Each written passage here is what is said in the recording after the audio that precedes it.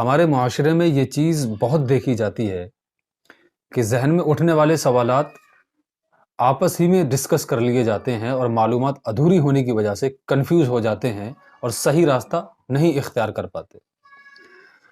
تو ایسے معاشرے کے سوالات میں آپ کے سامنے لاتا ہوں اور ان کے صحیح جوابات علماء کرام کو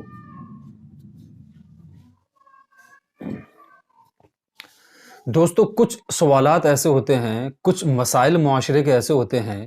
کہ وہ ذہن میں اٹھتے ہیں لیکن ہم جھجک، شرم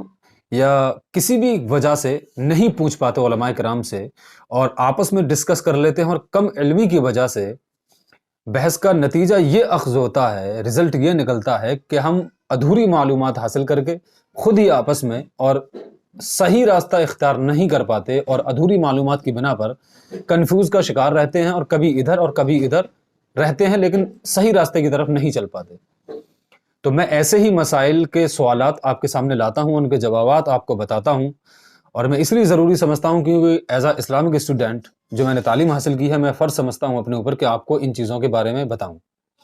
تو ایک سوال یہ ہے کہ جس کی کمائی ٹوٹل حرام ہو، کیا اس کے گھر کھانا کھا سکتے ہیں؟ فار ایگزامپل، آپ کی رشتہ داری ہے کسی شہر میں اور آپ کا آنا جانا لگا رہتا ہے اس شہر میں، اور صرف ایک رشتہ دار آپ کے وہاں رہتے ہیں، آپ کے ماموں یا آپ کے خالو، کوئی بھی آپ کا کوئی جگری دوست، اور آپ کو مجبوراً وہیں رکنا پڑتا ہے، اور وہ آپ کا اکرام، مہمان نوازی اس حرام کمائی سے کرتے ہیں، تو کیا یہ کر سکتے ہیں؟ تو اس کے بارے میں جان لیں کہ اگر کسی شخص کی کمائی 75% یا اس سے اوپر 100% تک، سب سے کم 75، ہائی پھر تو کتنی بھی ہائی ہو، 75 سے اوپر اگر اس کی کمائی حرام ہے تو یاد رکھیں کہ اس کے گھر آپ کھانا نہ کھائیں، صاف طور پر منع کر دیں کہ آپ کی کمائی کا ذریعہ، آمدنی کا ذریعہ یہ ہے، لہذا مسئلہ یہ ہے میں نہیں کھا سکتا۔ کیوں نہیں کھا سکتا؟ اس وجہ سے کہ میں اللہ تبارک و تعالیٰ کو ناراض کر کے آپ کو راضی نہیں کر سکتا۔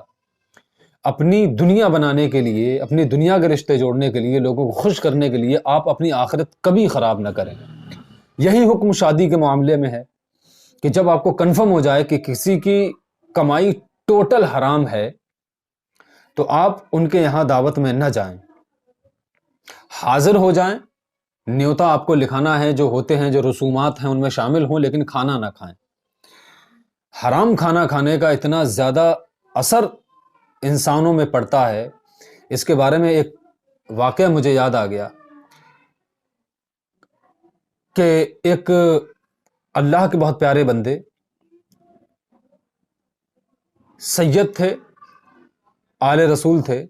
ان پر زکوٰۃ حرام ہوتی ہے، وہ زکوٰۃ نہیں کھا سکتے، صدقہ، خیرات، یہ چیزیں وہ نہیں لے سکتے۔ ان کی بیوی پریگننٹ تھی، اور اس دوران وہ سوئی سے، سلائی سے کچھ کپڑا بن رہی تھیں، اونی کپڑا۔ ان کی بارگاہ میں ایک شخص صدقے کے انگور لے کر آیا، ان کے پاس اس لیے لاتے تھے کہ وہ مستحق لوگوں تک پہنچا دیتے تھے۔ اور یہ بات آپ کو یاد ہو کہ پریگننٹ لیڈی کو کھٹا کھانے کا بہت من کرتا ہے، تو ان کے من میں خیال آیا کہ میں کھا لوں اس کو، انگور کا ٹیسٹ لے لوں۔ پریگننٹ تھی، اس دوران ان کا من کیا، جی للچایا، تو انہوں نے نہیں کھایا، لیکن پھر بھی شیطان نے اتنا حملہ تو کر ہی دیا کہ جس سوئی سے وہ بنائی کر رہی تھی وہ سوئی انگور میں ڈالی اور اس کو چوس لیا، سوئی کو۔ اب ان کے بیٹے کی ولادت ہوئی، اور ان کا بیٹا جب کہیں گھومنے کے لیے گیا تو عورتیں مشکیزے میں پانی بھر رہی تھیں، تو ان کے بیٹے نے مشکیزہ ڈیلے سے توڑ دیا۔ وہ شکایت لے کر آئیں کہ آپ کے بیٹے نے ایسے ایسے شرارت کی ہے، تو انہیں بڑا تعجب ہوا کہ والد آئیں گے تو انہیں بتایا جائے گا۔ والد صاحب آئے، والد صاحب کے سامنے پورا معاملہ پیش کیا، تو انہوں نے اپنی بیوی سے پوچھا کہ یاد کرو کہ جب یہ تمہارے شکم مبارک میں تھا تب کیا تم نے کوئی نازیبہ حرکت کی تھی، کوئی ایک ایسا عمل جو اللہ کے احکام کے خلاف ہو؟ انہوں نے بہت غور و فکر کی، اتنی نیک خاتون تھی، بہت زیادہ اسلام کو فالو کرنے والی، انہوں نے کہا کوئی نہیں۔ پھر انہوں نے کہا پھر دھیان کرو، تب انہوں نے جب ذہنی طور پر بہت ڈیپ میں جا کر سوچا، تب انہیں یاد آیا اور انہوں نے بتایا کہ ہاں میں نے صدقے کے انگور پریگننٹ جب میں تھی، بچہ پیٹ میں تھا، انگور کو ٹچ کر کے اور اس مٹھاس کو چوس لیا تھا۔ تب ان اللہ کے پیارے دوست نے، پیارے بندے نے یہ کہا تھا کہ یہ اسی جو انگور، جو صدقے کے انگور تم نے سوئی چبوئی تھی اور اس کو جو چوسا تھا، یہ اسی ایک عمل کا رزلٹ ہے کہ تمہارے بچے نے یہ حرکت کی ہے۔ غور کریں آپ، حرام مال کتنا صرف انگور میں سوئی چبوئی اور اس کو چاٹ لیا، اس لیے کہ پریگننٹ لیڈی کو کھٹا کھانے کا من کرتا ہے۔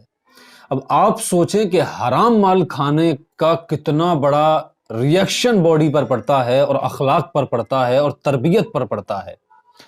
تو اس وجہ سے علماء دین نے سخت منع فرمایا ہے کہ حرام کھانے سے بچیں۔ کھانے پر خاص تاکید کھانے پر کی ہے، کھانے پینے سے، حرام کھانے پینے سے